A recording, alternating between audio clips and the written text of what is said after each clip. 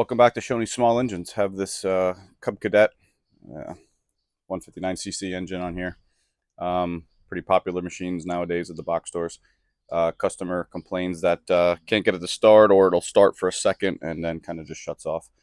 If he says it starts and shuts off, probably not a compression or spark issue, but what I'm going to do is put a little bit of fuel into the intake here just to see if we can get it to start for a second, and if it does, we'll go ahead and take a look at the carburetor, the fuel system, and see what's going on there. The first thing I'm going to do, get this airbox cover off, get some fuel in there, and let's see if it starts. Air filter looks good. A little bit of non-ethanol fuel. Squeeze it past the auto choke there, and let's give it a pull.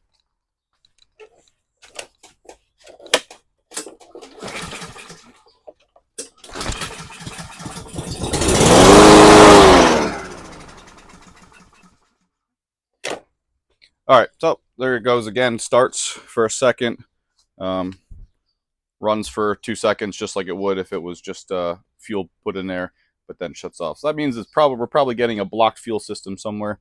So what we gotta do is we gotta get this cover off.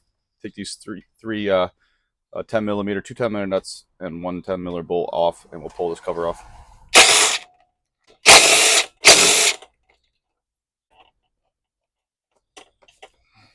Get a little breather in the back here. Clamp off the fuel line because there's still gas in here. We'll check that gas, see how clean it is then. We'll grab this fuel clamp, hose clamp, move that out of the way. Use my hose remover. There you go. If you want a pair of these for yourself, I'll put a link in the description where to get them. Now we're going to pull this. Make sure you don't lose these little things that go in the airbox, and then take the gasket off. Pull forward. Now we're going to get the governor linkage off. The spring comes off with it. Pop this part off. Set that out of the way. Watch the gasket on the back as well. Take this linkage off. We're going to take this this cover off and the fuel tank, so we got to be able to get to this lever, to pop the part that holds this lever on here. We're going to push forward. That'll pop off. Then you have 3 10 millimeter nuts. We'll lift that up out of the way with starter recoil, and then the fuel tank. Lift that out of the way. Now right here we have this linkage here that works with the auto choke.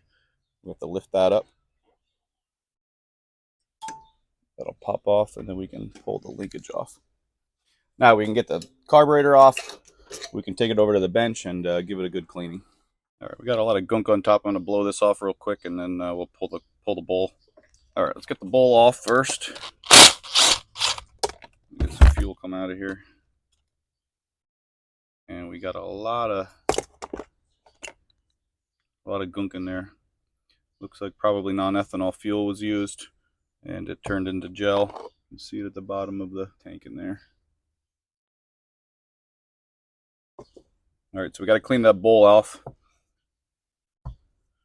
Let's get the main jet out. Use a modified old junky screwdriver, because this takes a special size to get down inside here. Make sure you're locked in place, and then give it a good turn. We don't want to strip this jet out. It's pretty hard to get out if you do. So we have our emulsion tube. I can see through this way, but I can't see through these guys, so those are clogged. Main jet, I can see through it, but it's not fully open. Barely. No, it's got some dirt in it. So we'll clean those two. Now we're going to pull this idle screw out and get to pilot jet. Right here in this little plastic piece, we'll pop that up.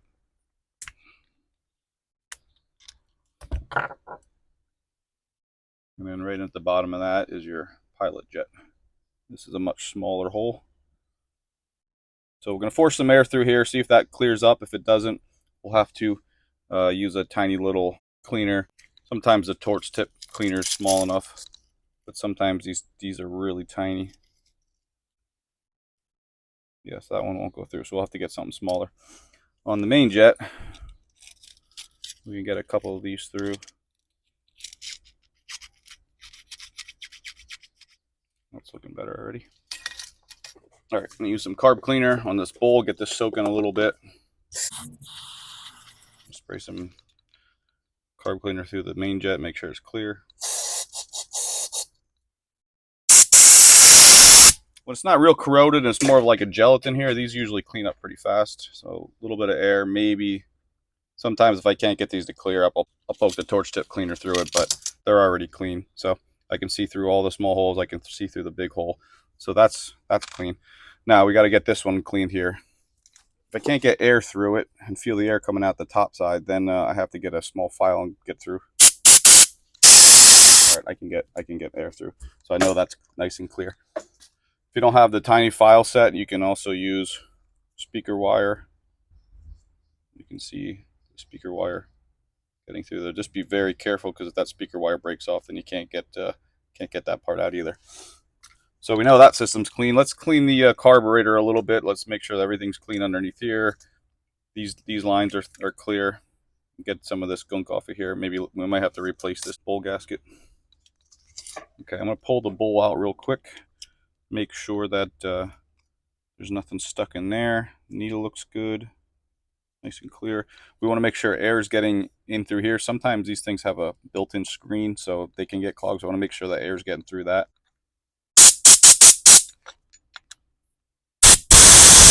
So now we know that's good. So we can put the bowl back together.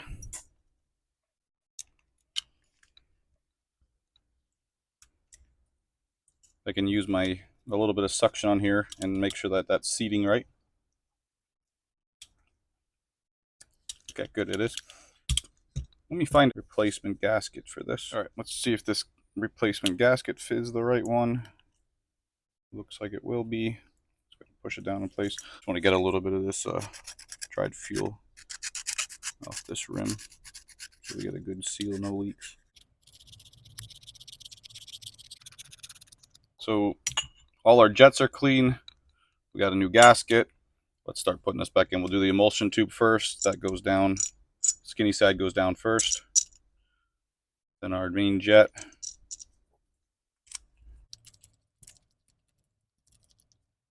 Make it snug. Now we'll put the bowl gasket on. Make sure it's sit inside the groove there. I'm going to clean the bottom of this out a little bit. All right, this doesn't have to be perfect. Just has to make sure that there's no gunk at the bottom. I think that looks pretty good. Okay, let's. Usually I aim the drain plug away from the fuel line, because you can come in from the front of the engine and drain this if you need to. Make sure that the drain plug is in good shape, and the washer is too, gasket. Tighten this by hand. All right, now we just got to put the pilot jet in. Make sure the flat side goes against the little guide in the back. That'll click into place. And then our little plastic idle screw, make sure that goes in smoothly, otherwise you'll cross thread that. Should be able to do this easily with 2 fingers. I usually stick it out about 1/8 of an inch on the other end. Okay. All right. Don't worry about a little bit of this junk on top. That doesn't matter. All right, let's take this over to the machine and start putting it back together. Make sure that gasket's still there. Okay. I'm going to bring this guy in, stretch it over, and get it onto the piece there. Make sure that that's moving. This is the air box. Now we'll put our governor linkage on, and then our governor spring goes in a little hole right next to it. Kind of hard to see, but there's a linkage here and a spring here. Okay, that goes to your governor. Okay, that'll go in tight against like that. Now we'll bring over our auto choke. This comes on the front. Make sure that the gasket's still there behind it. This piece has to go into this little slot right here. Here we go.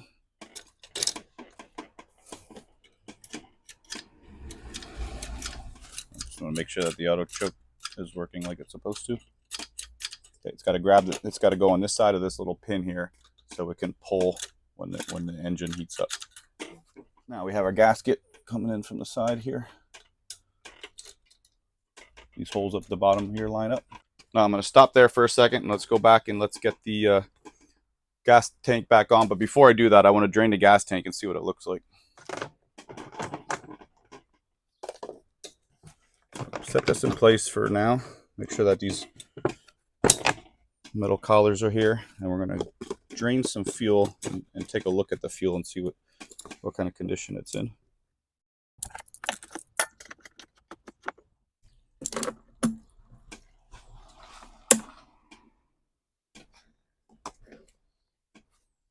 All right, I can still see some debris in here, some water and some dirt in there. So I'm not going to send this back the way it is. I'm going to drain the rest of this. I'm going to blow some air through here, make sure that it's nice and clear. The screen inside is clear, and I'll put some fresh gas in there, and then we'll pick back up after that and put the rest of it back together.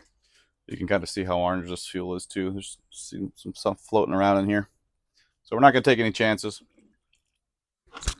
Okay, gas tank's completely empty, and I blew it out just to get any extra debris out of there. So we'll put this back on, and we'll put the full cord assembly on. Make sure that's sitting in the collars. The 3 crown 10mm crown nuts. Reattach the fuel line and the clamp. Then the air box. Making sure we get the breather hose on. Again, make sure these little metal collars are here, otherwise you'll bend and break the plastic. 1 10mm bolt and 2 10mm nuts.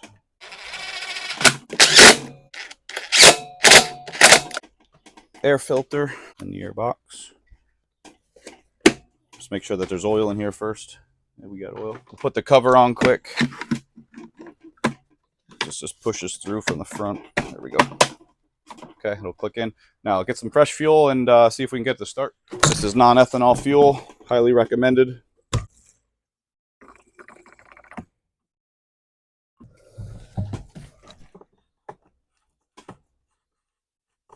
All right, let's step back and see if this thing fires up on its own.